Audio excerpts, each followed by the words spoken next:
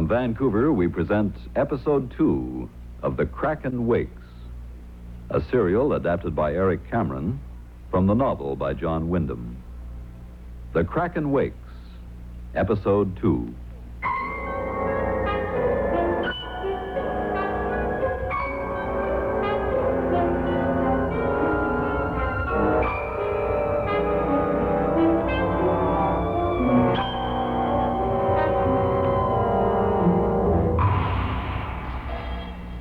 Very strange things have been happening around the world.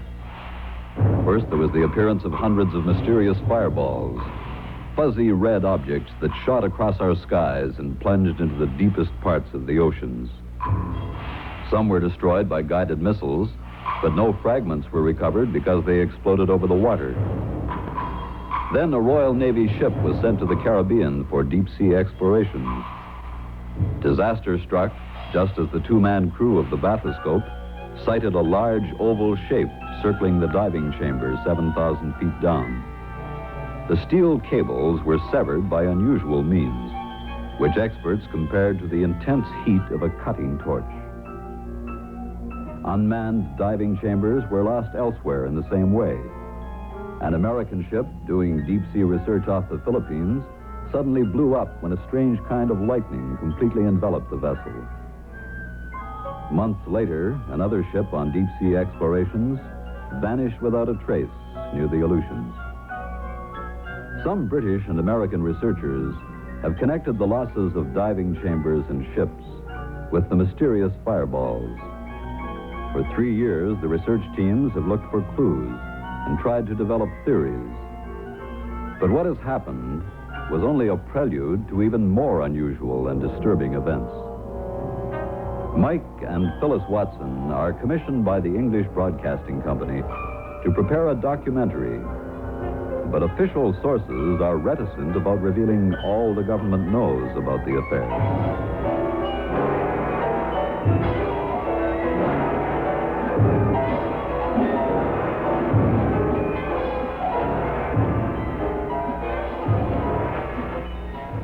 Time to get up, Mike. Yes, sir. Mike, wake up, darling.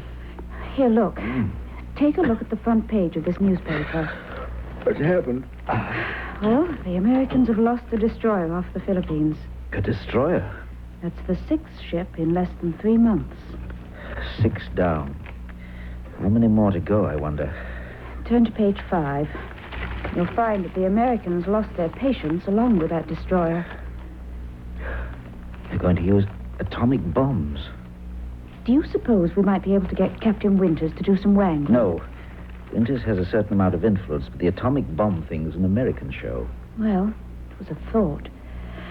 You'd better shave now while I get breakfast. All the same, give Captain Winters a call, just in case you know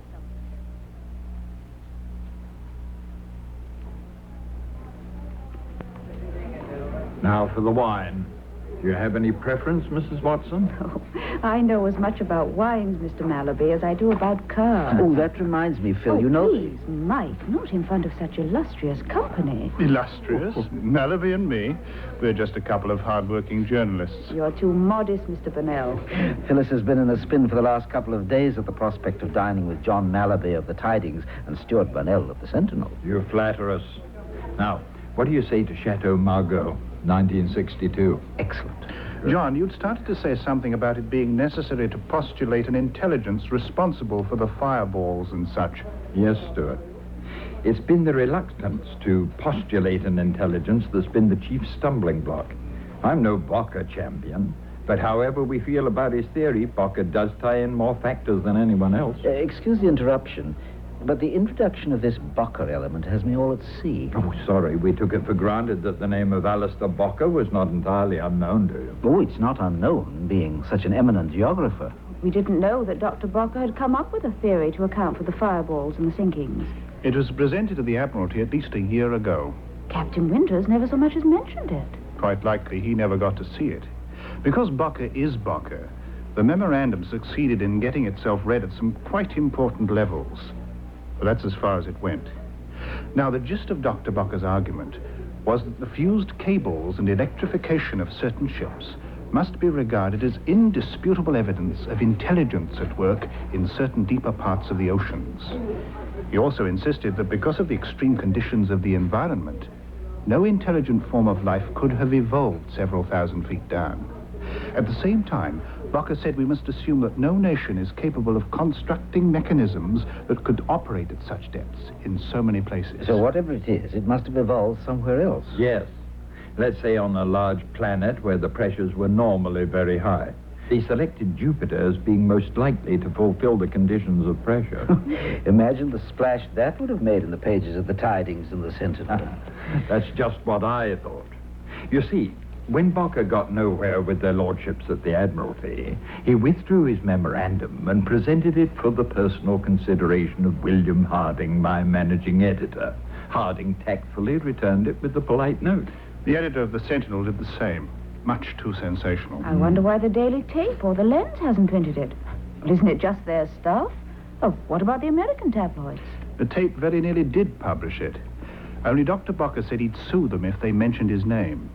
He's after reputable publication or none at all. One small American paper did use a chewed-up version, but as this was their third interplanetary invasion story in 4 months, it made no impact. Well, whatever the top naval men may think about Dr. Bocker, it seems clear enough that they must have been assuming for some time that there is something intelligent down in the depths. Why do you say that, Mike? Because you don't build a special underwater atomic bomb in a few days.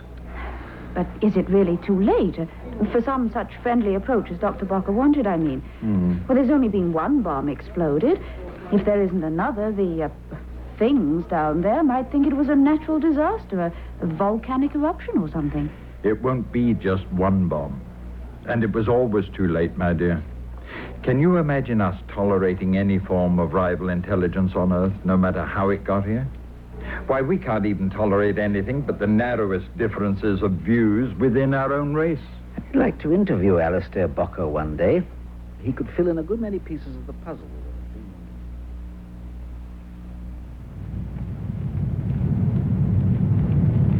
You know, Mike, things sort of die on us. When all that excitement about the fireballs boiled up, it looked as if we were right at the middle of the story of the century. Now that's all fizzled out. Everything's gone quiet again. If you'd read the papers properly, you'd see that 2 more atomic bombs were sent down in the last week. One in the Cocos-Keeling Basin, the other in the Prince Edward Island Deep. I didn't see that. News value practically nil at the moment.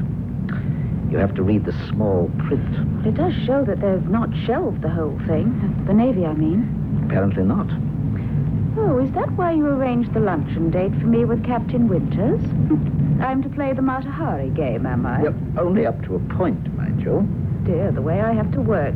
One day you'll find it's misfired and you've cut yourself out.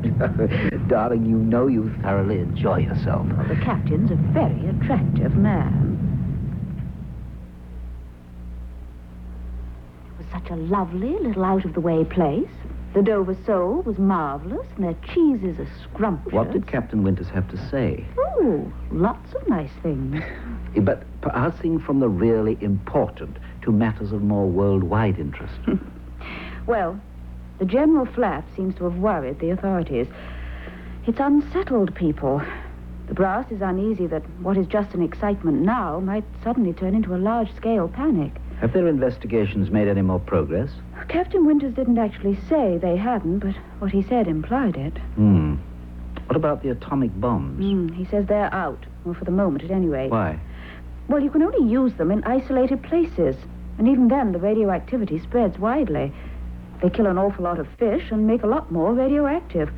Fisheries experts on both sides of the Atlantic have been complaining. Everything you said we already knew, more or less. Well, here's something that you didn't know. 2 of those special atomic bombs haven't gone off. Oh? And it has them very worried. Well, you see, the way they're set to operate is by the pressure at a given depth. Simple and pretty accurate. There's also a secondary setting on the bombs, quite independent of the pressure switch. It's a precaution just in case the bomb happens to land on a submarine mountain or something. Well, it works with a time switch. Only with these 2 bombs, it hasn't worked. Perfectly simple, my dear Watson. The water got in and stopped the clock. There's nothing simple about it, Mike. and it's made them extremely anxious. 3 cable repair ships have unaccountably disappeared. Any survivors? No. Now they're developing some kind of guided depth missile, which will be high explosive, but not atomic. It hasn't been tested yet. Oh, incidentally, Captain Winters promised me an introduction to Dr. Louis Mattei, the oceanographer. But the Oceanographical Society has more or less threatened to excommunicate anybody who deals with us after that last script. It's part of their anti-Bocker line. This Dr. Mattei happens to be a friend of the captain's. He's seen the Fireball incidents maps, and he's a half-convert. When can we see him? I hope to see him in a few days' time. Don't you think I No. But it's sweet of you not to trust me still. But still... No. Now it's time we went to work on the dishes. I still think it would be a good idea if I were to go along when you see him.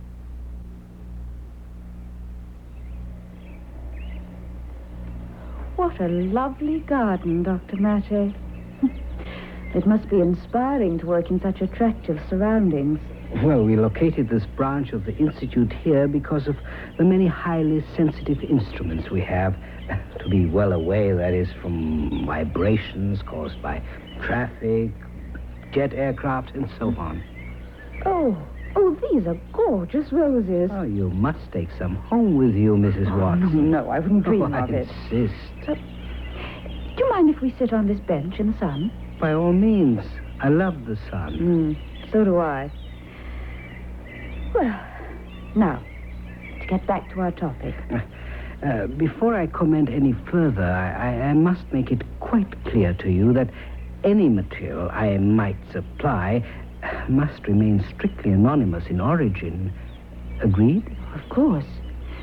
Now, would you repeat what you had started to say about reports of discolorations in certain ocean currents? Oh, yes, the discolorations. Well, the first observation was made a year ago in the Kurosiwa current in the North Pacific. What kind of discolorations? An unusual muddiness flowing northeast. Samples were taken and sent for examination, and what do you think the discoloration turned out to be? I wouldn't even attempt to guess. Mainly radiolarian ooze, but an appreciable percentage of diatomaceous ooze. Obviously, Dr. Mattei, something not only was, but still is going on down there. Something definitely is. But to be honest with you, Lord knows what it is. What's more, the same thing is happening in other areas of the oceans. Do you think it's serious? I mean, is it something that worries you? Well, it doesn't keep me awake at night, if that's what you mean. Our worry is that we don't like having to admit that we are baffled in our own, bailiwick. As for its effect, well, I think that might be beneficial. In what way? There's a great deal of nutritious ooze lying wasted on the sea bottom. The more of it that comes up, the more the plankton will thrive. And the more the plankton thrives, the more the fish will thrive. Consequently, the price of fish ought to go down, which would be very nice for those who like fish, of which I am not one. What troubles me is that I feel I ought to be able to answer a simple why on the matter. After all, I'm supposed to have been an expert for a number of years now. So my head was spinning. Well, all in all, Mike, too much geography and too much bathyography and too much of all the ographies. And lucky to escape ichthyology. Dr. Mattei doesn't like fish. Well, I'd like to see anybody make a script out of that lot of notes. Well, there's no about it. Some kind of ographer might give a talk on it to highbrows, but even if he was intelligible, where would it get anybody? Dr. Mattei didn't suggest how this sediment bit might link in with the fireballs and the rest. No, he admitted he doesn't know. But he isn't going to make any guesses that might send his reputation the way Dr. Bocker's has gone. Bocker must have some views on this, and it might be worth trying to find out what they are. That select press conference of his that we went to was almost an introduction. Well, he went very coy after that. Well, not surprising, really. Still, we weren't among the ones who panned him publicly. Toss you, which of us rings him up? I'll do it. The fact that I've just interviewed Dr. Matte might make it a bit easier to persuade him to... Well, as I explained when I telephoned you, Dr. Barker, what we're trying to do is to fit a lot of bits and pieces into a puzzle. Yeah. Well, if you can show us where one of them should go, we'd be very grateful. Well, you both know my theory of the origin of this deep water intelligence, so we'll not go into that now. We'll deal with the present state of affairs, and I deduce it to be this.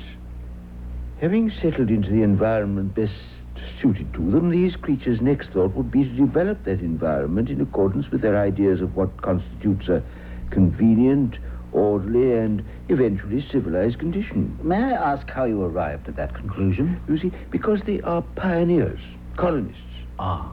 Once they have safely arrived, they set about improving and exploiting their new territory. What we've been seeing are the results of their having started work on the job. What sort of work, Doctor? How can we possibly tell? But judging by the reception they receive from us, guided missiles and atomic bombs, one would imagine that their first concern would be to provide themselves with some form of defense. For this, they would require metals. I suggest, therefore, that somewhere down in the Mindanao Deep, and also somewhere in the southeast of the Cocos-Keeling Basin, you would find mining operations now in progress. I know of nothing, and can imagine nothing, that could produce the effect we've observed, except some exceedingly powerful machine for continuous ejection of debris. What about the other places? Well, I suspect from their locations that they may have another purpose. Which is? Communications, I think.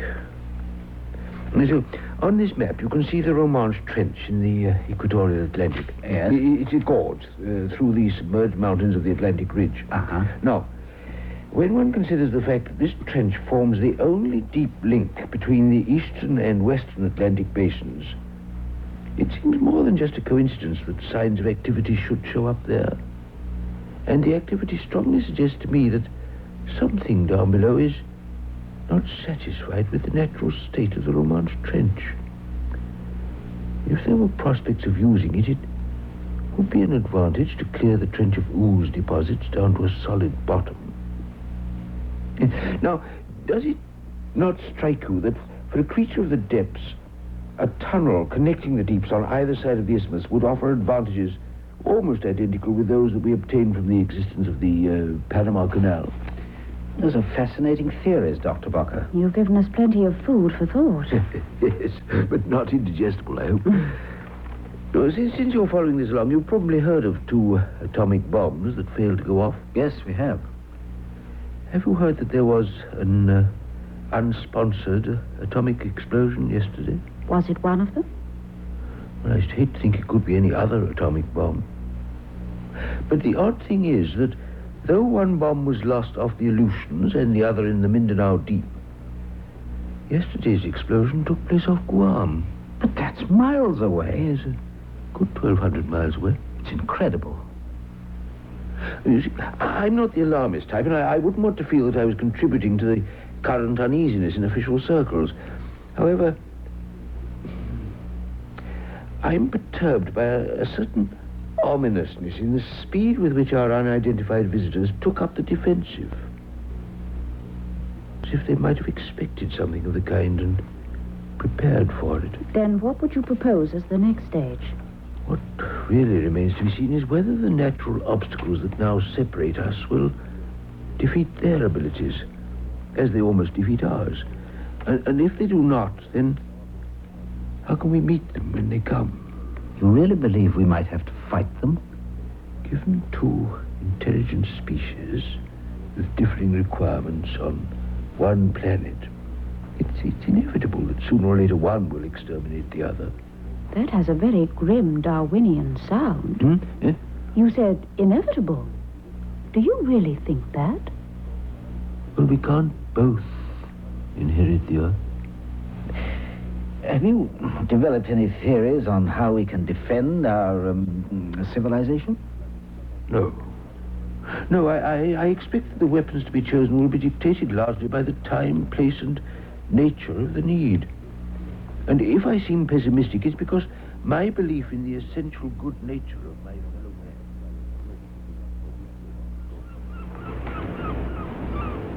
I shall be ever respectful to the memory of your late Aunt Harriet. Without that little legacy, we could never have afforded the cottage. A place in Cornwall has always been a dream of mine. Now, whenever we get enough assignments lined up, we can nip down here and write and take long walks along the shore. And drink rough cider in the smuggler's roost. Well, I think you had rather a lot last night. Oh. I'm surprised your head doesn't hurt. Well, this sea breeze clears away the cobwebs. Oh, did you bring along the newspaper with the story about the Japanese ship? I slipped the front page into my pocket. Well, at least there were survivors. They might find out something. Only 5 from more than 700 on board. Mike, you see this little map of the area where the Yatoshiro went down? Yes. The spot marked X? Mm-hmm. Well, doesn't that put the scene of this sinking near the Mindanao Trench? It can't be far off. Fair weather, no collision, no explosions. How the devil does a 19,000-ton ship suddenly sink like a steel coffin? Someone has suggested metal fatigue as the possible cause. Do you think this can be it, Mike? So soon? It's difficult to tell. So much of this newspaper story is dramatized. If it actually sank in only a minute... No, I suspend judgment, Phil. We'll see what tomorrow's Times has to say. When I sit here by the sea, the rest of the world seems a million miles away. And there are times when I find myself wishing that we...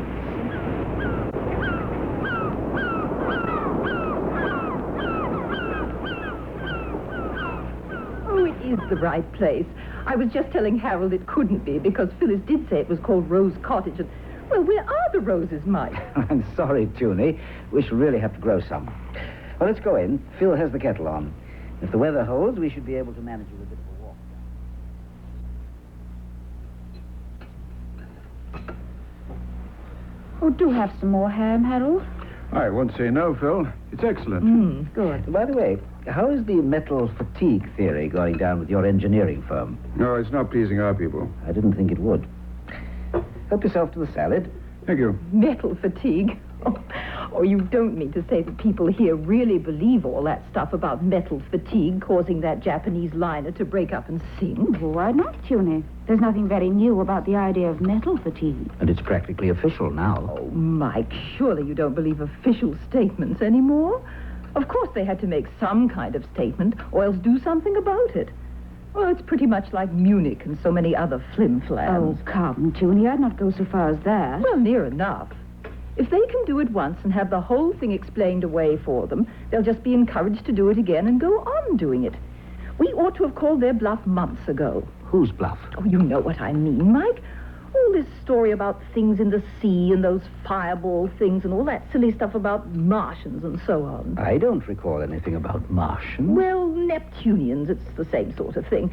Or the rubbish that Dr. Bocker put about.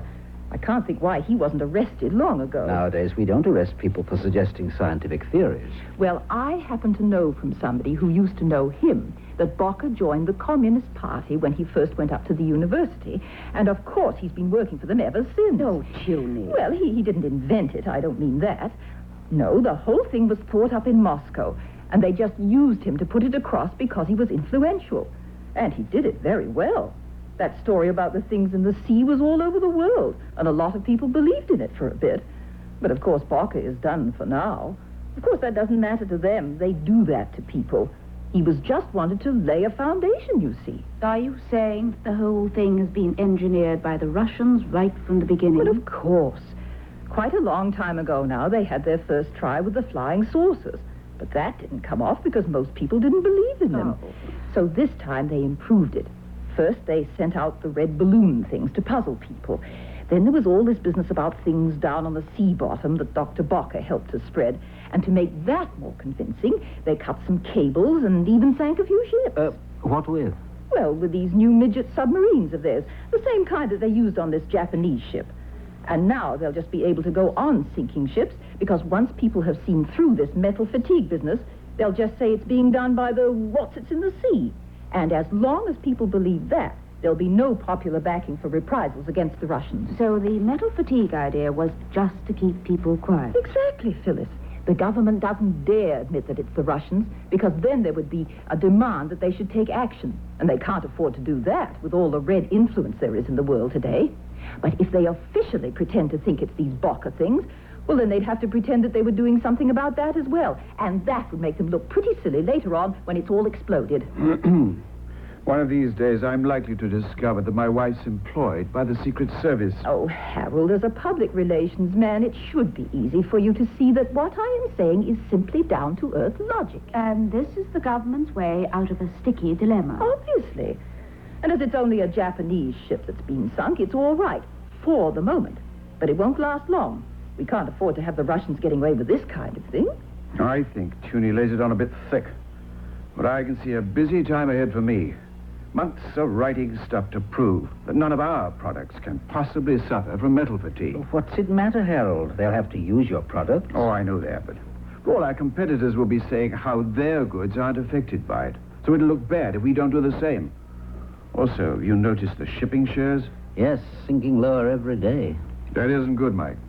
It points to a number of people who aren't satisfied with the metal fatigue or the Russians as explanations. Well, are you? Oh, of course not. Well, that isn't the point. I'm not the kind of fellow who can make a difference to the price of shipping shares. The ones who can are influential. If they start a scare, people start canceling orders and trade bogs down. Oh, it doesn't matter a hoot whether there are things at the bottom of the sea or not.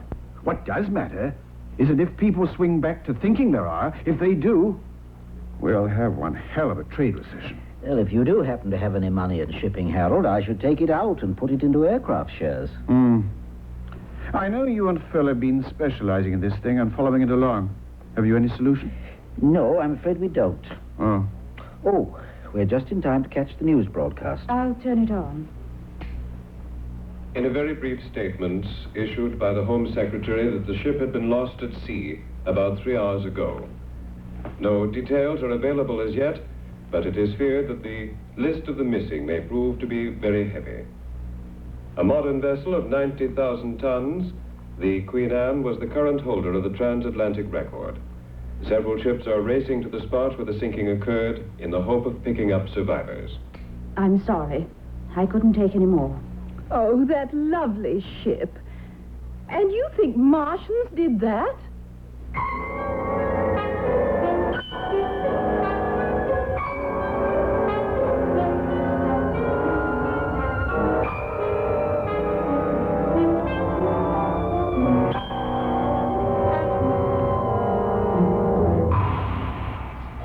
From Vancouver, you have heard episode 2 of The Kraken Wakes, a serial adapted by Eric Cameron from the novel by John Wyndham. The following actors were featured in this episode: Sam Payne, Shirley Broderick, Jack Ammon, John White, Otto Lowy, Roy Brinson, Roland Hunter, Daphne Goldrick, and Greg Barnes. Sound effects, Lars Eastholm. The play was directed by Norman Newton in the Vancouver studios of the CBC, with technical operation by Ian Stevens.